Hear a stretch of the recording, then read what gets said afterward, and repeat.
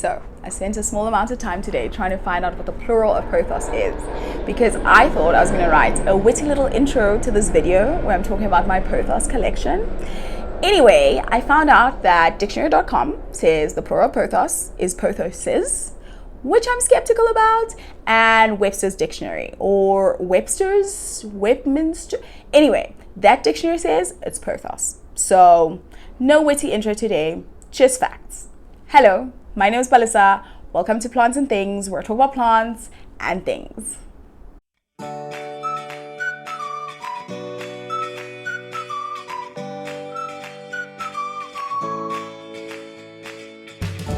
So yes, as I mentioned, I'm going to be showing you guys my pothos collection today, and to make things interesting, I'm going to be starting from my least favorite to my most favorite of these plants, and we're going to start with this fussy little diva called the pothos pictus. This plant is honestly the definition of when she was good, she was really good, but when she was bad, she was horrid, because this plant is so fussy. It hates being overwatered, it hates being underwatered, it hates too much sun, it hates too little sun. It's like, pick a lane. Pick a lane, because people are usually underwaterers or overwaterers. This plant's like, I want perfect conditions, otherwise I'm going to curl up, as it's doing now. I was doing a whole insecticidal thing, so I did have to water it, so that's why it's probably curling right now. But honestly, this plant and I have been on a journey. So the first time, I don't know why I always say the first time I did something, because I only bought this plant once. I don't know whether I would buy it again, but anyway, that's neither here nor there. So when I got this plant, I got it as a full plant, but then for some reason or other, I can't remember why, I gave this plant to my mom, and I kept, I think, 3 cuttings, and it took so long to root the plant. So this basically, when I got the mother plant of this guy, it was in 2020, height of peak plant parenthood. Why am I saying height of peak plant parenthood time? So when I got this plant, it was in 2020. And yeah, so anyway, it took a long time to root.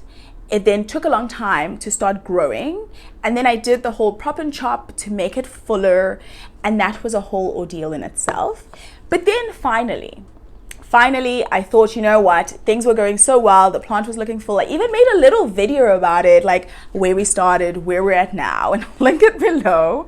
But then the festive season came, and I had to be in and out of my home, so the plant was getting underwatered, it was getting dry, and then to compensate for the fact that I was underwatering it, I was overwatering it, and this plant was no, it's a no from me.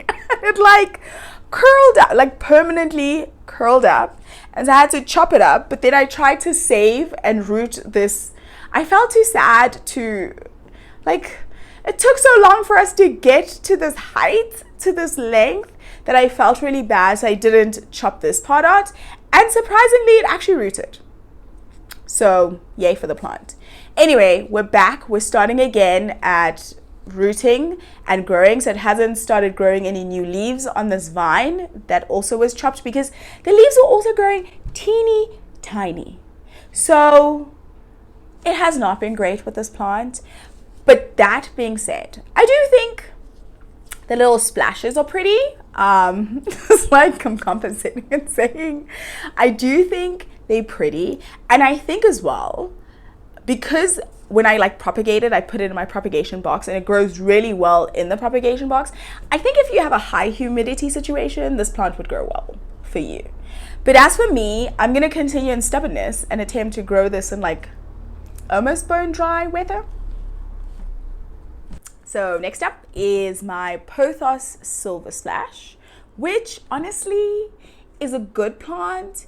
It's a good and pretty plant in a bad situation. I have explained before how this plant used to be big and lush, and how I thought I could make it better with a pair of scissors, and I cut and I cut and I cut and I cut, and this is where we are. So I did not, in fact, make it better. I made it worse, and so the situation is me. But this really is pretty. The silver splashes are really nice. The leaves usually grow really big. So I'm honestly hoping this plant will get a glow up in the next September, September, spring here. In the next spring, summer seasons, season, I guess it's 2 seasons, so it is seasons. Anyway, I'm hoping she'll get a glow up. But for now, she's high up, and it is my fault, but also get better. Next up on my list is my Marble Queen pothos, which is hanging in a macrame hanger against my bedroom wall. Now, I do want to say that I love this plant, and the only reason it's so high up on my list is because it has not had the best summer. I moved it twice and took out some vines and chopped more vines, which has left it kind of looking sparse. But this plant is honestly a beauty. The marbling is stunning. It's giving off white speckling on green. I love it. And I've mentioned it before that I really like the contrast between the dark green vines and the marbled vines. But then I went off and took out the dark green vine. So I think that I really just don't know what I want. Anyway, this pothos is super easy to take care of, and it grows really easy. Plus the leaves grow larger as you grow it up something. So the leaves have been sizing up, but again, the owner has been an anemic success for this guy. Yep. It's also really super easy to propagate, and you guys know how much I love to do that. So the last 4 plants on this list were kind of difficult to categorize into this list. So they all are winners in my mind, but some are more winners than others. In 4th last place is my neon pothos. Here she is. And you know what? I was thinking about this, and I think I am awarding this plant like this place for simply doing the bare minimum, because she is healthy and she is happy and she is here. And for a plant that has knocked on death's door, I think that's enough. Plus, the neon like foliage is so eye-catching and different that it really sets her apart without doing anything. So that's why she's in 4th last place. Our journey together has not been easy. I don't know whether I've said this before on this channel, but this plant had like some worm infestation in the soil. Basically killed the plant off. Then I had to chop it up and prop it, and now we're here. From like chopping and propping, and yeah, so 4th last place. And I also think once she grows like long and luscious, then she'll move higher up in the list. I hope there are other spots for her to move to, because I don't think the ones that are in top 3 are going to be moving. But let's see. In 3rd place is my Ceebaboo pothos. Ooh. Anyway, so my Ceebaboo pothos, which I think looks better from high up because she lives high up and she's obviously grown into the spot on my bookshelf. This is one of my favorite success stories, because when I got this plant, it was super difficult to find, and I got a 3-leaf cutting and I propped and chopped it, and we're here right now. And this plant is also still quite difficult to get in the Republic of South Africa. I think a plant of the size is like 500 rand, or yeah, anyway, still very difficult and kind of expensive to get still. So this feels extra successful. And I should say that I honestly like the shimmery, silvery blue leaves, and I do not like the mature form with the fenestrations. I love it this way. I am thinking of chopping and propping it some more, but I'm also skeptical because I'm like, what if something goes wrong? But yes, this beauty has earned her place in number 3. Second on my list is this Enjoy pothos, which kind of feels like cheating, because this is not technically, this isn't the original plant, even though these are propagations from the original plant. So it feels like I went out and bought a new plant and then was like, this is my favorite. So but I'm honestly really enjoying this plant. The leaves are popping, and I think towards the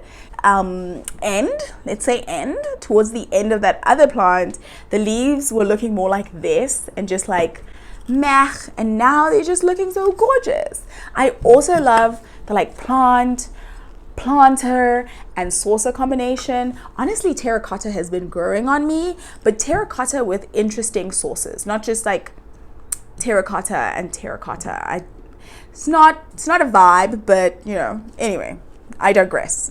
I'm enjoying this combination. I'm enjoying how healthy and pretty the plant is looking, and I think also with the previous plant, it was super long, but it wasn't luscious. And I think that's what I was trying to do. So this is luscious again. And I think one thing that I'm going to try do with this plant is hang it and then also like be turning it so that it's lusciously growing around. And I'm also going to prop and chop instead of just chopping the whole plant and hoping for the best.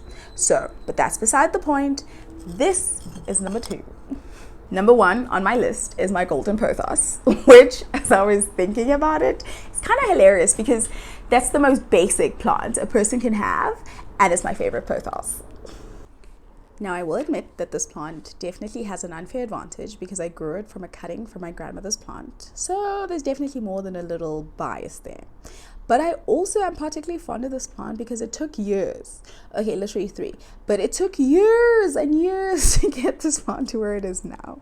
I mean, there were years where it would just look sickly and then would burn in the sun and then get this and then get that. But now we're here where this plant has become a swan. And as common as a golden pothos is, it was only actually with this plant that I finally understood the meaning of the golden in golden pothos. Like the golden speckling and spotting on this plant looks like some sweet candy you could eat. And guys, when the sun hits this plant, it's pure gorgeousness. Also, to display the plant, I made a macrame hanger, as y'all can see. And while I've made macrame hangers before, literally the one next to it, this was the first time I made one that was like a pouch so that the plant could sit and spill out, and the combination is fantastic. It's such a beautiful sight to wake up to and to walk past. So yep, even though I'd like to pretend and say I love all my plants the same, I do not. This plant is definitely my favorite. And bonus points to me because it's a common girly. That is it for today. Thank you so much for watching. Please let me know what your favorite pothos is, and extra points to you if yours is a basic girly like mine is. Like the video if you enjoyed it, and don't forget to subscribe. I'll see you next time. Bye!